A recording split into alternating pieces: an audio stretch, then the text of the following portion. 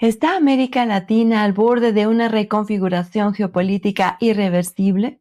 Entre elecciones históricas que han sacudido a Colombia, Perú y próximamente Brasil, la alarmante fragilidad del régimen en Cuba y la tensión sin precedentes en la relación bilateral entre México y Estados Unidos. El hemisferio occidental hoy vive su momento más turbulento en décadas. El avance del crimen organizado transnacional, las disputas comerciales bajo el TEMEC y el futuro de la seguridad regional con iniciativas como el Escudo de las Américas están cambiando las reglas del juego. ¿Estamos ante la caída de viejas dictaduras o frente al colapso de las democracias en la región? Para entender este mapa de riesgos y alianzas, hoy nos acompaña uno de los máximos expertos globales en la materia, el doctor Evan Ellis, profesor de investigación de estudios latinoamericanos en el Instituto de Estudios Estratégicos del U.S. War College. Quédense hasta el final porque el análisis que escucharán hoy cambiará por completo su perspectiva sobre el futuro de nuestra región. Soy Jen García y esto es Líderes del Mundo Hispano de The Epoch Times en español, periodismo independiente. Vamos a la entrevista.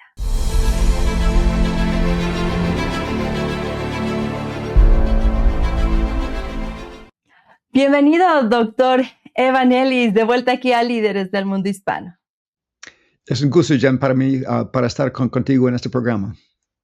Claro que sí, doctor. Como bien lo menciona, vamos a ir andando en cada uno de estos países que pues hoy tienen los ojos del mundo, ¿no? Viendo qué es lo que sucede. Empezamos en el marco de las elecciones. Entonces tenemos a dos países que son Colombia y Perú. Colombia ya este domingo a punto de tener su segunda vuelta para un cambio de gobierno, donde la primera, ahora sí que la primera etapa la ganó Abelardo de la Espriella por un margen muy, muy corto todavía, y pues en esta segunda vuelta se espera que haya una diferencia mucho más marcada, sobre todo para evitar confrontamientos, cuestionamientos que pongan en riesgo pues el aparato democrático que hay ahí. Y después avanzaremos con lo que está pasando en Perú porque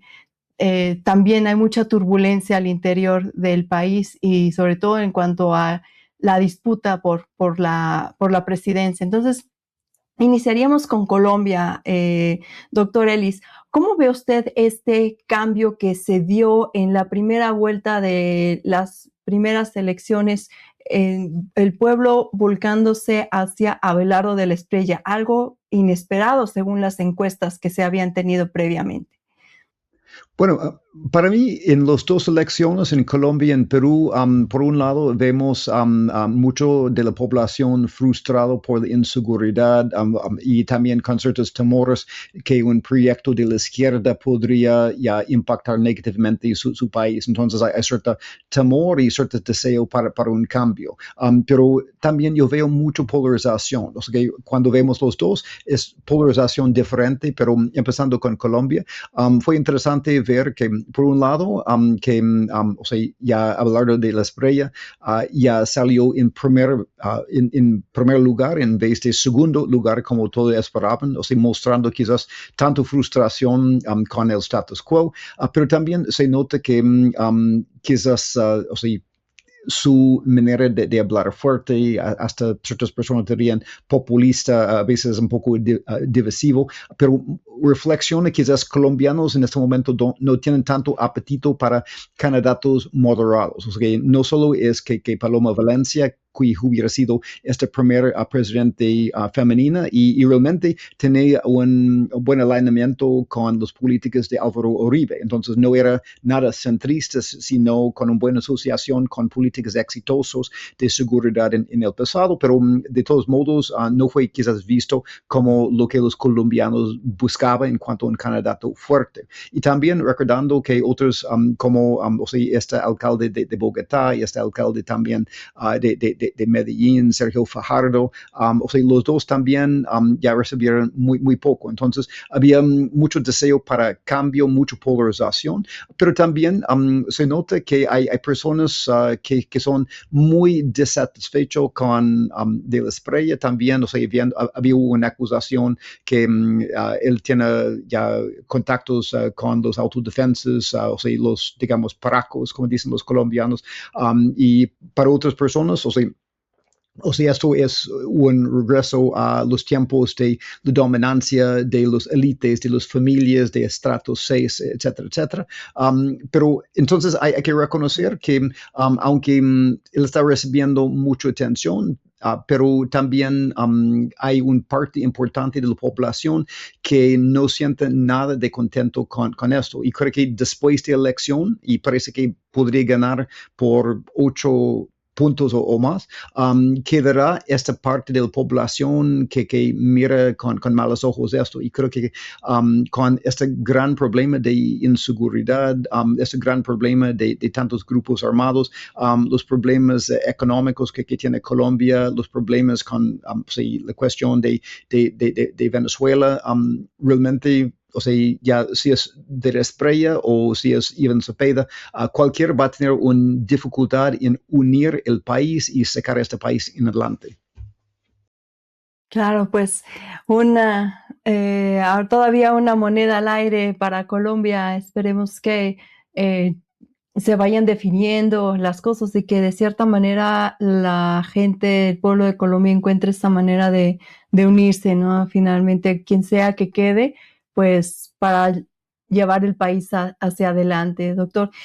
Pasando a Perú, hemos visto pues una situación muy difícil, márgenes muy pequeños, muy estrechos de diferencia de votos entre Keiko Fujimori y el segundo encabezando la lista. Y pues tenemos por un lado una idea totalmente comunista, por decirlo de alguna manera, y por otro lado, pues la hija del expresidente Fujimori con tantas situaciones alrededor de ella, ¿no? Del contexto de su papá.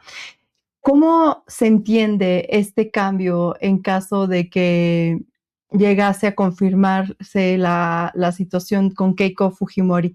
¿Qué le esperaría a Perú y qué retos se enfrentaría en caso de que ella resultara electa para eh, estas últimas definiciones electorales?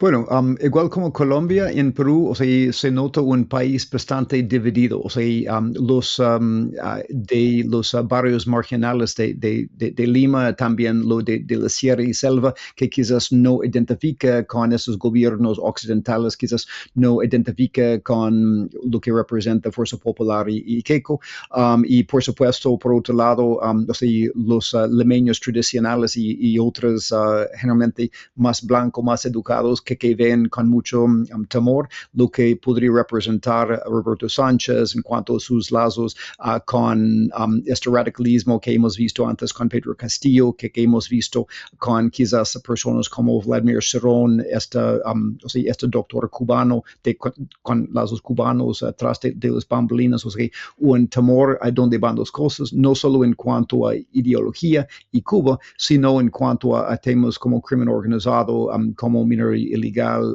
como el radicalismo de ciertos grupos en países andinos, y los peruanos, yo creo que solo miran hacia su oriente y miran hasta lo que está pasando con los cocaleros en Chapare, en Bolivia con Evo Morales, y sienten este temor.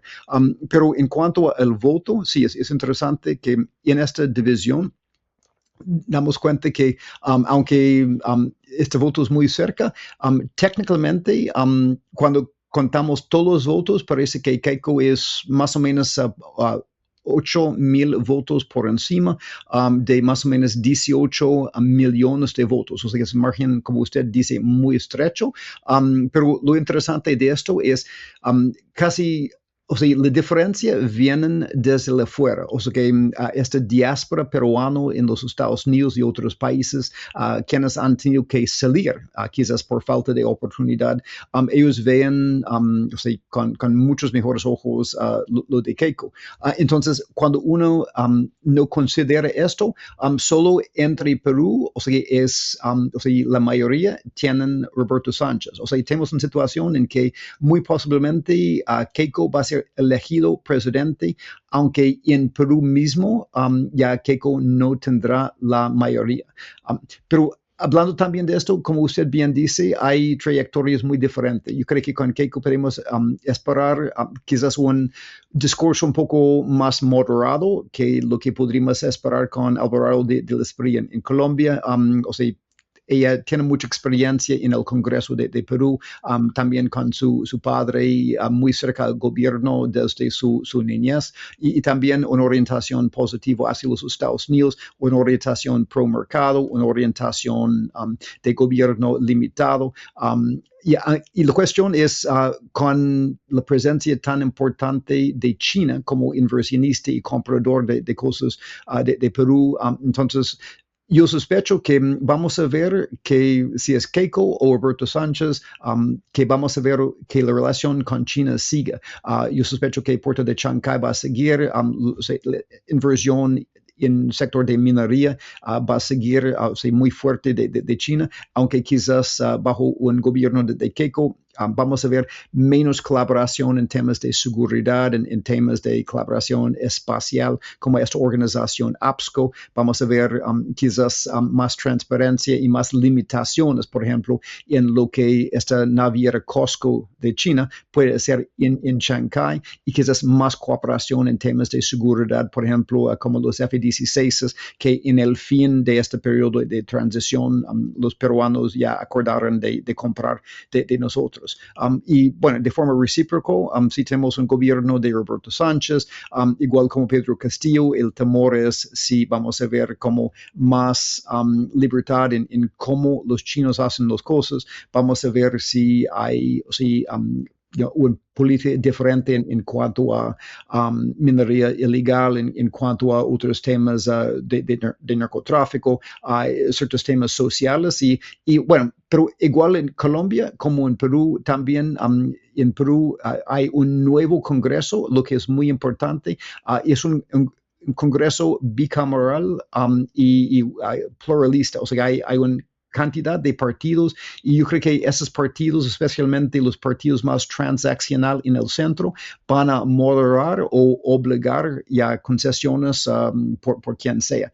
Pero lo interesante también es aunque Perú ha tenido 10 presidentes ahora, bueno, si asume Keiko, 10 presidentes en 10 años, pero antes de este periodo, que Perú ha tenido un Congreso unicameral con el poder solo con un voto mayoritario bajo ciertas reglas de derrotar un presidente. Entonces, ahora vamos a tener un nuevo Congreso por este cambio bicameral, y también con más congresistas del mismo partido de Keiko, de Fuerza Popular. Entonces, hay una posibilidad que vamos a tener un gobierno ya quien gana, especialmente con Keiko, más estable, con más posibilidad de realmente implementar su agenda. Entonces, hay motivos para esperanza, pero quizás el riesgo grande es, todavía están contando votos, recibiendo quejas legales, y o sea, esto se estima que podría ir hasta el medio de julio. Y el gobierno está por esta constitución para asumir, bueno, el Congreso el 27 de junio, de julio, el presidente o presidenta el 28. Entonces, literalmente podemos estar como finalizando quejas legales y protestas, o sea, una semana, 2 semanas antes de asumir de poder. Entonces, el peligro es si realmente tenemos una transición suave o si tenemos algo caótico, pero si todo pasa, yo creo que vamos a ver una posibilidad que Perú podría ya fortalecerse como un socio más pro mercado, pro estadounidense, con un gobierno más estable y empezar a atacar los problemas tan graves de inseguridad y minería ilegal y producción de cocaína y otras dificultades. Claro, pues también una situación difícil porque involucraría también nuevas reglas que no se habían puesto en marcha, nuevos, sobre todo también nuevas alianzas, ¿no? Con Estados Unidos y que pues de darse la confirmación del triunfo de Keiko Fujimori, entonces se empezaría ahora sí que un nuevo plan de trabajo para Perú, tal vez más alejado de China, más cercano a Estados Unidos, pero veremos a ver cómo se dan las cosas más cercanos al día de que finalicen los conteos y cualquier querella que todavía haya pendiente. Doctor Ellis, eh, en cuanto a Brasil, que es el siguiente gigante que está con elecciones en este año, como bien decía, llegando para octubre su ronda electoral. ¿Cómo ve a Brasil acercándose a estas próximas elecciones de cambio de presidente y que, bueno, tenemos a Lula da Silva por tantos años en el poder, una maquinaria muy fuerte todavía detrás de él? Y pues por el otro lado están pues los descendientes de el expresidente Bolsonaro haciendo su parte para poder traer un cambio a lo que ha venido ocurriendo en Brasil. Cuéntenos, por favor, ¿cómo está la situación? Es una buena pregunta. Primero que nada, hay que reconocer la importancia estratégica de Brasil para el continente y para el hemisferio, porque, bueno, como ya todos saben, o sea, Brasil es la mitad del continente de América del Sur, es la mitad de población, es la mitad de la economía, es más grande en cuanto a su fuerza militar que todos los otros actores en América del Sur combinado, y también su postura internacional a través del BRICS y también especialmente su relación con China ya impacta, o sea, que las decisiones que toma impacta mucho, no solo ya en la región, sino globalmente. Por ejemplo, ahora el hecho que este gobierno de Lula está no solo recibiendo 40% de toda la inversión china en América del Sur y 40% de todo o sea, el comercio, sino también que Brasil, quizás más que cualquier otra en la región, está realizando colaboración militar, por ejemplo, en recibir ya personas del Ejército Popular de China en ejercicios como lo de Formosa, también con 3 oficiales de nivel de general o almirante en su oficina de enlace en Beijing, promoviendo ya una colaboración militar más estrecho, una colaboración espacial, incluso acceso a su sitio ecuatorial de lanza satélites Alcántara con este nuevo ya proyecto chino de microsatélites SpaceSail. Entonces, damos cuenta de que lo que Brasil está haciendo con China y con otros actores mundialmente, sus lazos con BRICS, con Irán, sus lazos con BRICS, con Rusia, pero también con otros actores más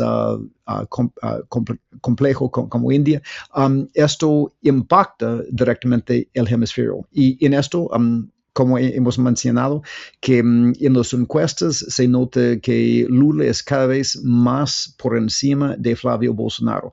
Yo creo que ahora las últimas encuestas da un ventaja de más de 12 puntos, y esto es, o sea, aún más que era antes. Y parte de esto, por ejemplo, es este tema de Banco Master, este banco en que la última cosa fue la asociación por Flavio Bolsonaro con la búsqueda de un préstamo para una película sobre su padre, y parece que aunque Banco Master tiene lazos con el gobierno de Lula, tanto como de los Bolsonaros, parece que en el fin para la mayoría en Brasil, ellos echan más culpa a este lado Flavio, y entonces estamos viendo que está yendo un rumbo en que parece que Lula ya con 80 años de edad va a seguir. Y lo interesante es, se nota que hasta ahora hay ciertos elementos de digamos, radicalización. Por ejemplo, o sea, esto de ya colaboración militar y espacial con China, obviamente este empuje contra el presidente Trump en ciertas políticas, criticando, por ejemplo, sus actividades en el Golfo Pérsico y anteriormente en Gaza, etc. Pero la cuestión es también si Lula ha intentado mantener un poco más restringido para no ser tanto en contra de los Estados Unidos por evitar tarifas, etc. Una vez que Lula quede elegido sin esta restricción política, entonces en un Lula que él entiende que va a ser su último periodo en oficina, una edad en que muy probablemente este mismo impulso que tiene el presidente Trump de realmente tomar ventaja de su última presidencia, de ir donde quiera. Y con Lula también esta misma preocupación de, o sea, un Lula ya desencanado de ir a donde quiera, de llevar a Brasil en cuanto a China, Rusia, Irán, a donde quiera. Esto parece que tendrá implicaciones muy significativas para Brasil. Y Brasil, igual como Perú y Colombia, bien dividido, pero lo interesante es cuando miramos, o sea, este panorama de América Latina, Brasil realmente, aparte de Uruguay, mucho más pequeño, con ese gobierno de llamado Orsi, que busca en cierta forma evitar llamar demasiada atención para evitar problemas con el presidente Trump, pero aparte de ciertos gobiernos moderados de la izquierda como lo de Orsi, y bueno, vamos a ver qué pasa en Bolivia, pero Brasil realmente es el último gobierno realmente a la izquierda, y entonces a dónde va Brasil podría tener un impacto grande en a dónde va el resto del continente en los próximos años. Pero sí es polarizado, importante, y vamos a ver en pocos meses, en octubre, que decida los residentes de Brasil.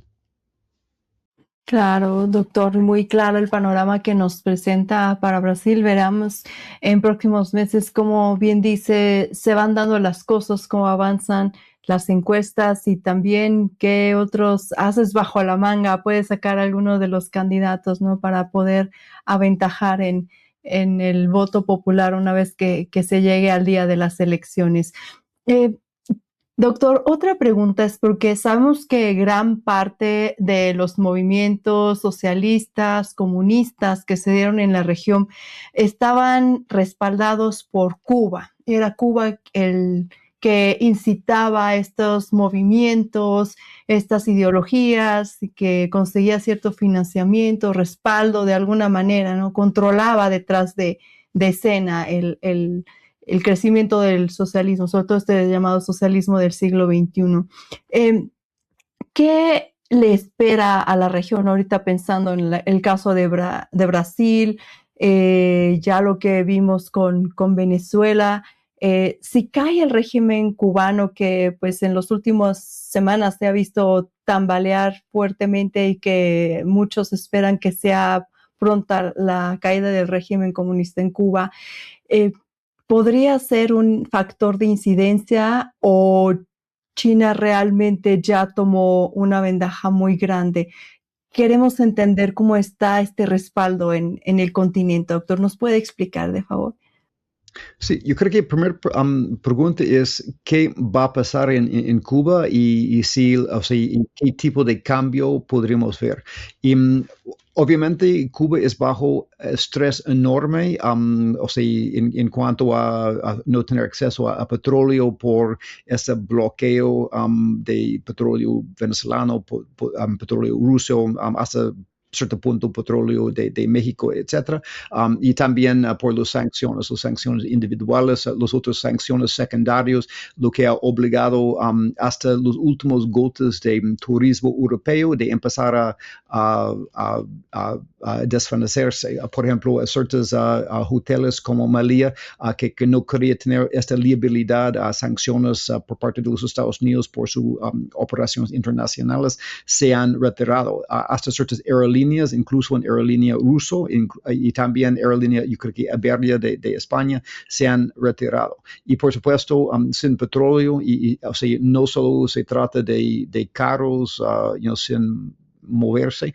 sino, o sea, sin petróleo y en una infraestructura que dependa en petróleo para su producción de electricidad. O sea, ya cosas básicas como refrigeración, o sea, luces en hospitales, o sea, ya esta industria de turismo, y al perder esto, entonces eso también tiene un efecto multiplicador en el resto de la economía. O sea, básicamente la economía entera está ya acabándose. Y lo que hemos visto en este periodo en que las cosas realmente pusieron muy mal, bueno, podemos recordar este periodo especial después de este retiro de Unión Soviética en 1991 hasta 93 más o menos. Y en este periodo, o sea, los cubanos lograron con dificultad sobrevivir sin la caída del gobierno comunista. También hemos visto que incluso después del COVID, cuando dejó llegar los turistas europeos, y había también un colapso de economía, o sea, gobierno comunista no cayó. O sea, casi 1.5 millones de cubanos salieron, muchos a los Estados Unidos, pero en el fin, la cuestión ahora es si las cosas se van mal a peor, o sea, ya solo va a salir 1.5 mil cubanos más, o realmente el gobierno va a cambiar. Recientemente había, bueno, sabemos que hay estas negociaciones con sí, con el nieto de Raúl Castro, o sea, Raúlito, y no es claro qué pasa con esto. También estas presiones contra Raúl Castro mismo por su rol en matar a personas con estos aviadores al rescate hace muchos años. Pero aparte de todo esto, la cuestión es, o sea, ¿a dónde van estas negociaciones? Y si no llega algo satisfactorio, o sea, había un anuncio de ciertas cosas del sector privado, de abrir la economía, de permitir que negocios privados podrían cooperar más y recibir interacción directamente con fondos desde afuera de los cubanos, por ejemplo, en los Estados Unidos. O sea, entonces hay ciertas cosas, pero difícil ver si esto va a ser suficiente para el gobierno de los Estados Unidos y, por supuesto, como han dicho el mismo secretario de Estado Rubio, probablemente no va a ser suficiente para cambiar la economía de Cuba. Entonces, la cuestión es qué viene en próximo. Se nota que con este acuerdo en Irán, o sea, esta tensión de la Casa Blanca podría girar una vez más hacia el hemisferio. Entonces, muchas personas están preguntándose, especialmente con la llegada del portaavión y su grupo de batalla Nimitz, si los Estados Unidos están en posición de empezar algún tipo de acción militar. Lo que yo anticipo es posible. Bueno, decimos en este show primero, es posible, pero no veo que va a ser un tipo de acción individual como de capturar a Maduro, porque al capturar Raúl Castro o Miguel Díaz-Canel, yo veo que no cambiaría nada. Pero por otro lado, no veo que esta administración quiera ya poner botes en la tierra para ocupar Cuba, porque eso sería exactamente el tipo de cosa que toda la vida la revolución cubana ha preparado su ejército para este tipo de resistencia. Entonces, si yo tengo que anticipar, yo podría ver como operaciones individuales para poner presión por medios militares. Si es atacar ciertos centros de control, ya de control comunista, vamos a ver qué pasa para enviar mensajes, y si la eliminación de cierto nivel de liderazgo de forma más eficaz que lo que ocurrió en Irán con la Guardia Revolucionaria y Basij, pero en Cuba la eliminación de cierto nivel de liderazgo llega a un grupo que está dispuesto a colaborar con los Estados Unidos. O sea, muchas cosas incierto, pero yo sospecho que en los próximos semanas o meses vamos a ver algo, un cambio en la situación. Pero en el fin, la cuestión es, si llega otro tipo de Cuba, ¿qué ocurre en la región? Y bueno, uno depende qué exactamente pasa. Pero, por ejemplo, cuando hablamos de lo que está ocurriendo en Bolivia, donde hay mucho rol de los cubanos, cuando veo o sea, este rol que Cuba ha tocado en otras partes de la región, yo no veo que los dinámicos dependen tan inmediatamente en Cuba. Quizás al perder Cuba, o sea, ciertos, digamos, agentes cubanos podrían seguir sus actividades en otros lugares en el nombre de la subversión, revolución, sin un gobierno mismo en Cuba. Lo otro factor interesante es si hay un cambio fuerte en Cuba, igual como en Venezuela, si, por ejemplo, China va a perder su acceso a los 11 bases de radio escucha en lugares como Bejucal, y esto podría ser otro golpe más, no un golpe económico, sino un golpe estratégico para los chinos, y hasta mejor escala, ya un golpe menor para Rusia, cuya situación en Ucrania no va nada de bien. Entonces, yo veo un cambio en Cuba más impactante para la situación de los actores rivales de los Estados Unidos extrahemisféricos, pero honestamente yo veo mucha incertidumbre, aunque mucha actividad en lo que podría pasar ya en los próximos semanas. Claro, doctor. Esta parte que comenta en cuanto ya a tomar acciones militares, por ejemplo, mencionando lo que pasó con Venezuela, si nos vamos a la situación en Venezuela donde había pues todo este equipo de cubanos protegiendo a Nicolás Maduro y después se da este evento de la detención de Nicolás Maduro en suelo venezolano y recientemente lo que comentábamos antes de empezar el programa, lo que se dio de eliminación de Niño Guerrero, que era el jefe del Tren de Aragua, ya de una manera, pues ahora sí, militar, una acción tal cual militar en suelo venezolano. ¿Es esta una de las posibilidades que puede llegar a tomar la política de Estados Unidos en su combate contra el crimen organizado, los cárteles y el narcoterrorismo? Bueno, esa pregunta fue puesto al secretario de Guerra Hegseth y él dijo que sí. Pero yo creo que la manera en que él respondió ya fue tomado un poco fuera de contexto. Yo creo que la pregunta era, en países como Ecuador y Guatemala, podríamos ver acciones y él, yo creo que sin escuchar necesariamente los países específicos, dijo que sí. Y yo creo que esta idea es consistente con lo que dice en nuestro propio documento de estrategia de seguridad, que vamos a usar fuerzas militares en maneras distintas en combate de narcotráfico y cuanto necesario con fuerzas letal. Seguimos con los golpes en el Caribe y también en los mares del Pacífico noroccidental. Entonces, por supuesto, este golpe contra el Niño Guerrero, con autorización de nuestros socios en Venezuela, yo creo que fue una continuación de esto.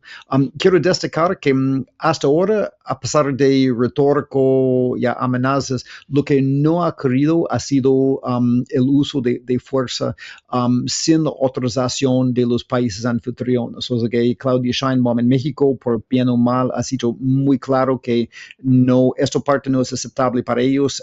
Y también en Guatemala, el presidente Arevalo ha dicho que ya no están negociando nada de esto. Yo entiendo que en Ecuador ya tenemos un nivel con el presidente Noboa de colaboración con fuerzas especiales ya un poco más estrecho y ya estamos realizando, hasta que yo entiendo, operaciones conjuntos. Entonces, quizás con la voluntad de ciertos socios podemos ver esto en otros países, pero yo no he visto nada que indique que este gobierno está pensando en hacer esto contra la voluntad explícita de socios como México o como Guatemala. Pero en cierta forma, esta cuestión del uso de fuerza letal como herramienta, y yo personalmente me preocupa por lo que implica, porque yo creo que históricamente ha tenido ciertas consecuencias. A veces es tácticamente eficaz, pero en cuanto a sus impactos en causar que los adversarios cambien sus patrones, a veces en maneras que son menos observables o menos controlables, y también de inducir un poco de fragmentación de quién sobreviven y quien compiten, y también a veces en quitar la confianza de ciertos socios en cuanto a no querer ya compartir inteligencia o otras cosas. Y también a veces hay ciertos impactos negativos en el buen voluntad y en la comunidad internacional más grande. Entonces, yo creo que hay ciertas cuestiones estratégicas de hasta qué punto los Estados Unidos utiliza esta herramienta y en qué contexto, pero yo creo que como una herramienta que en algunas ocasiones vamos a seguir utilizando contra ciertos grupos bajo ciertas condiciones. Yo creo que sí vamos a seguir viendo esto no solo en Venezuela, sino en otros lugares donde tenemos la voluntad explícita de nuestros socios allá en esos países. Sí, esta era una de las preguntas precisamente porque, bueno, pasando ahora sí a otro país con el que estaríamos cerrando nuestra entrevista, que sería México. Tenemos mucha audiencia también en México que se pregunta sobre todo cómo han ido escalando la situación entre Estados Unidos y México, tanto por un lado, pues lo que comentábamos, ¿no?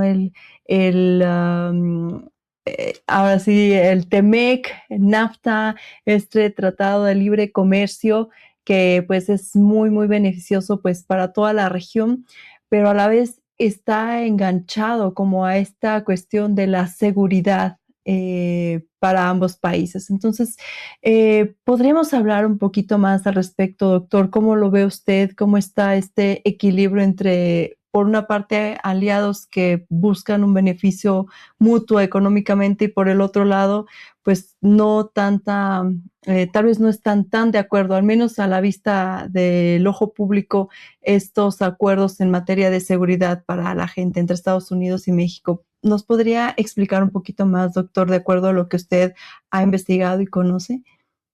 Sí, yo creo que es importante para mí en México reconocer la interdependencia entre dinámicos políticos, dinámicos de seguridad y dinámicos económicos y que atan no solo México y los Estados Unidos, sino también Canadá y otras partes de la región.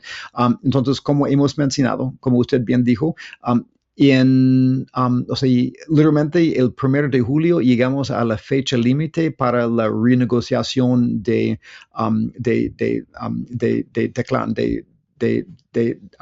USMCA y presidente Trump ha indicado que realmente no vea que es tan necesario tener este acuerdo y entonces si no llegamos a un acuerdo en esta fecha límite, empieza un proceso de 10 años, o sea, es gradual, pero de 10 años de desenlazarse de esto. Así es posible que un gobierno en el futuro podría cambiar la mente, o sea, México sigue en esto, o sea, no se retira inmediatamente y sigue en esto hasta quizás un gobierno en el futuro en los Estados Unidos o en México decida llegar a un mejor acuerdo. Pero realmente en México, sin esas dependencias en el mercado de los Estados Unidos, sin los lazos de personas, sin los lazos de cadenas de valor agregado, lo que ha cambiado políticamente México, económicamente México con este sector maquilador, por ejemplo, desde 1994. Podemos recordar el México de los 70s, o sea, México de los años de, o sea, Luis Echeverría, por ejemplo, un México mucho más atado a Cuba y un nacionalismo independiente de los Estados Unidos en sus relaciones con América Central. Entonces, se nota que muchas cosas que aunque Claudia Sheinbaum, por supuesto, por su partido Moreno y sus propias creencias, identifica fuertemente con la izquierda, pero ha navegado esto con el presidente Trump de mantener buena voluntad, entendiendo que 80 hasta 90% de las exportaciones de México va hacia los Estados Unidos. Pero un México desencanado de esto, o sea, más interesado en Europa y América Central y China, y después de un periodo de sufrimiento, yo tengo un temor de ver que, o sea, este México también implica México menos cooperativo en temas de seguridad, menos cooperativo en temas políticos, menos cooperativo en temas de migración. Y para mí eso no es nada bien para los Estados Unidos. Y por otro lado, hay que reconocer que también hay cuestiones de corrupción y siempre hemos sabido esto. Por ejemplo, en Sinaloa con este tema del gobernador Rubén Rocha Moya, pero también el gobernador de Tamaulipas, también otros gobernadores ya nombrado.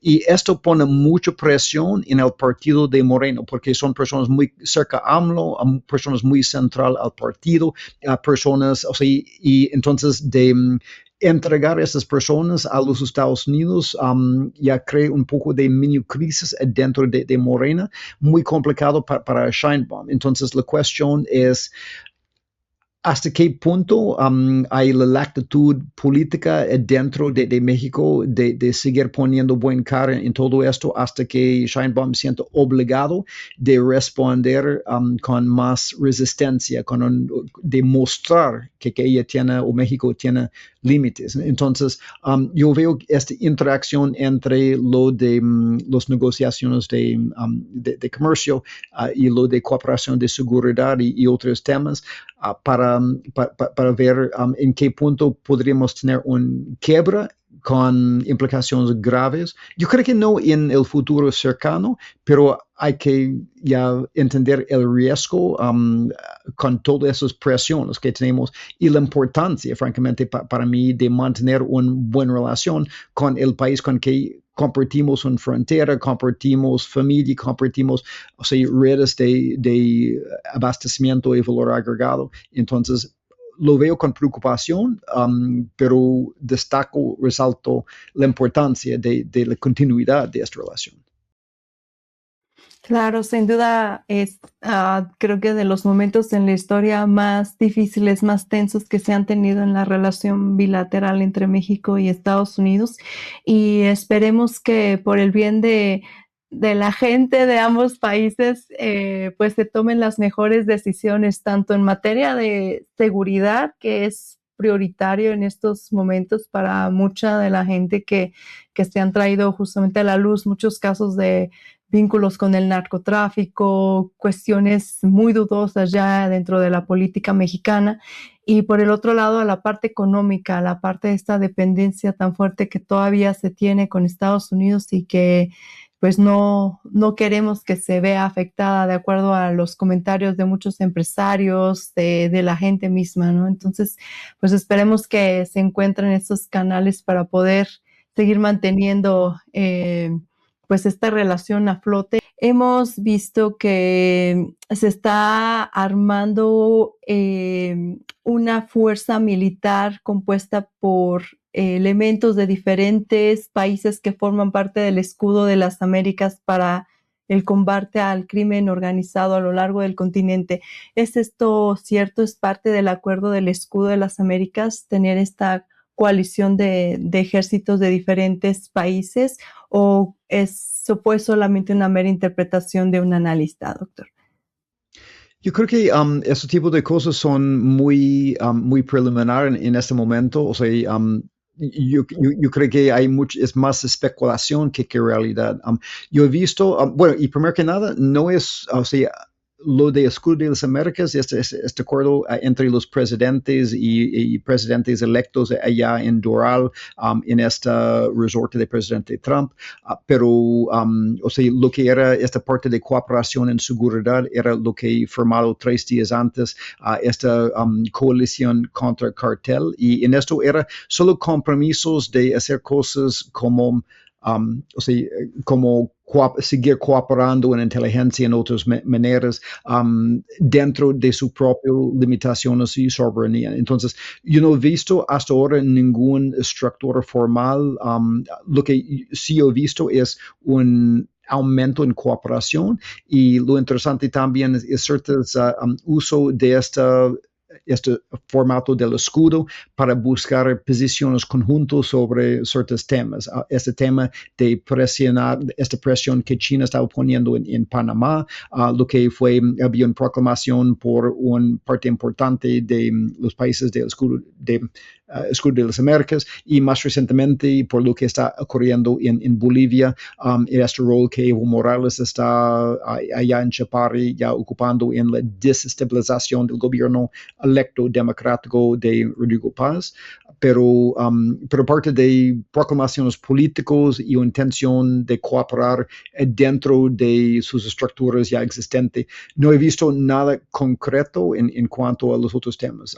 Yo creo que algunas cosas han sido propuestos, pero hasta ahora no he visto un avance específico, pero es un concepto interesante. Yo creo que hasta los países de UNASUR y PROSUR, y siempre ha sido un sueño de este tipo de cosas, hasta en el sistema interamericano. Todavía tenemos un grupo un junto interamericano de defensa, todavía esperando el día en que hay una colaboración que ellos pueden dirigir, pero hasta ahora esos sueños de un ejército de las Américas ya falta mucho. Es un concepto interesante, es un sueño, es en ciertas formas el sueño de Simón Bolívar, pero yo creo que falta mucho para llegar a esto todavía. Pues muchísimas gracias, doctor, por todo lo que nos ha aclarado, comentado en este programa. ¿Algún mensaje final, doctor, para la audiencia ahora que se avecinan tantos cambios y tan rápido en el hemisferio? Bueno, para mí más que nada es reconocer la interdependencia de la seguridad y prosperidad de los Estados Unidos con lo que ocurre en la región, y de forma recíproca como la región está impactada obviamente por las políticas de Washington. Entonces la importancia de colaborar juntos de forma respetuosa, y también entendiendo que por un lado tenemos este gran nivel de cooperación que crea muchas oportunidades con el Escudo de las Américas, pero también, como hemos hablado, hay elementos de fragilidad por polarización, por desafíos contra gobiernos como lo de Rodrigo Paz en Bolivia. Entonces, la importancia de no tomar por dado esta oportunidad, sino cómo podemos realizar esto para construir algo más fuerte de prosperidad y seguridad juntos. Eso por lo menos es el sueño, y para mí la importancia es poder ver cómo podemos trabajar juntos para la seguridad del hemisferio compartido. Pero eso es el sueño, por lo menos, y solo quiero dejar este mensaje, este pensamiento que vienen de el gringo cerca de Washington, D.C., no solo de la región. Muchas gracias, doctor, por este comentario final, y pues esperamos tenerlo en próximas ocasiones aquí en el programa para traernos más información y análisis de todo lo que usted ha revisado y sigue investigando de estos movimientos tan importantes en el continente. Muchas gracias por haber estado con nosotros, doctor Evan Ellis. Un análisis magistral de nuevo con el doctor Evan Ellis. Muchas gracias, doctor Ellis, por brindarnos este panorama tan claro, crítico e histórico sobre los retos democráticos y las alianzas en América Latina. Sin duda nos queda claro que la estabilidad de la región pende de un hilo muy delgado. Y a usted que nos acompaña video tras video, que comparte su opinión en los comentarios y que busca entender el trasfondo de la geopolítica mundial, muchas gracias por estar con nosotros. Esta comunidad crece y se mantiene informada gracias a su interés por contenido de calidad. Y si este análisis les aportó valor, denle me gusta, suscríbanse al canal y activen la campanita para no perderse nuestras próximas investigaciones. Y lo más importante hoy, ¿cuál creen que sea el desafío más urgente para la seguridad en la región? Déjenmelo saber en los comentarios, los estaré leyendo y respondiendo. También queremos invitarlos a que conozcan toda la información que traemos en The Epoch Times en español en nuestra plataforma de elepoch.com, y también pueden suscribirse al newsletter, una publicación que nosotros enviamos directamente a su correo para que tenga lo mejor de cada jornada, las noticias más relevantes y la información que seguramente va a ser de su interés. Soy Jen García y esto fue Líderes del Mundo Hispano de The Epoch Times en español, periodismo independiente. Nos vemos en el próximo análisis.